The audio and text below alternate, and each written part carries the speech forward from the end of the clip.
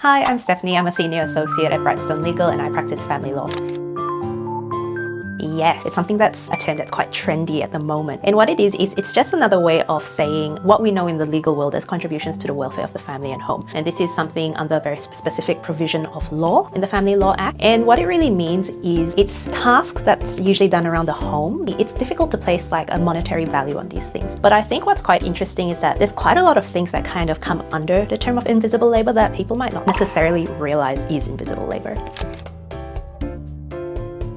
This actually happens quite a lot, especially in situations where one person makes quite a lot more money than the other person, or maybe they're the sole income earner, where they go like, well, this person hasn't done anything. I've made all of the money. I've done all of this. Why should they have a share of anything when all this money is because of me? But there are some sort of things that like you don't really realize, but they take up a lot of time and they are labor as well. For an example, if you are a parent who's a primary carer of the children and you're looking to start them in school, you're looking to start them in childcare, you want the best for your children, right? So sometimes that means you're going to multiple childcares, you're doing multiple visits, you're doing all these research, you're making all these calls, and it actually ends up like taking quite a lot of time, quite a few hours. And another example of sort of invisible labor would be planning out meals for the family every week, setting a budget, putting a meal plan together, meal prepping. All these things take time and effort and thought. It shouldn't be overlooked because there are people, a private chef, a nutritionist, a personal assistant to do these things for them. And just because it's your spouse or significant other doing them doesn't mean like there's no value in it. I think it's gradually they don't understand that looking after the children, staying home, doing cleaning, arranging sort of like your children's extracurricular activities, organizing the children's schedules, all these things. It's easy to sort of dismiss this type of labor because,